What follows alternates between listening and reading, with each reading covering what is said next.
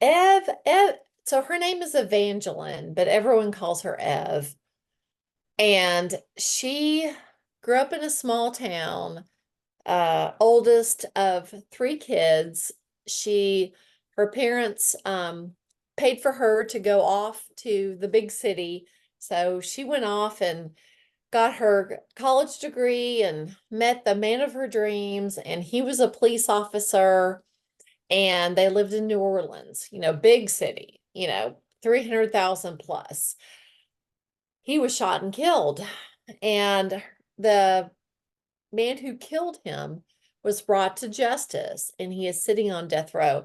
But Ev still just, it's hard. I mean, the love of your life is gone and your children are deprived of a father before the age of 12. And now you've got to raise these kids and be father and mother while someone, yes, is in prison, but they're still alive and your spouse is dead. And she has a lot of issues with that. And then her kids go off to college. And so she's now all by herself. And that's where the story starts.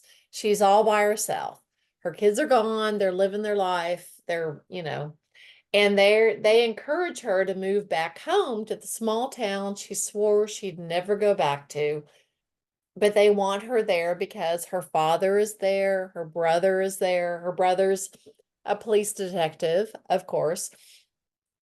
And so she does. She goes back, and her brother is very worried about her.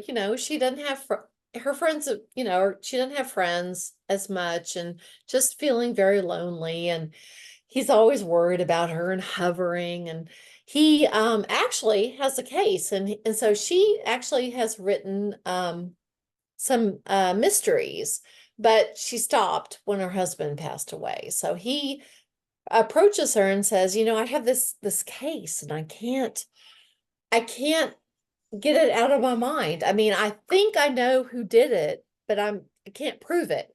Could you just, because based on being married to a police officer and writing some mysteries, can you please just take a look at it and tell me what you think? And so she's intrigued. It's not the knitting group, it's not the decorations committee at church, it's not the book club, it's something real, it's something necessary. And so she looks into it and it draws her into it. And I love that. It's like she's kind of like the reluctant amateur sleuth who just can't resist fighting for justice.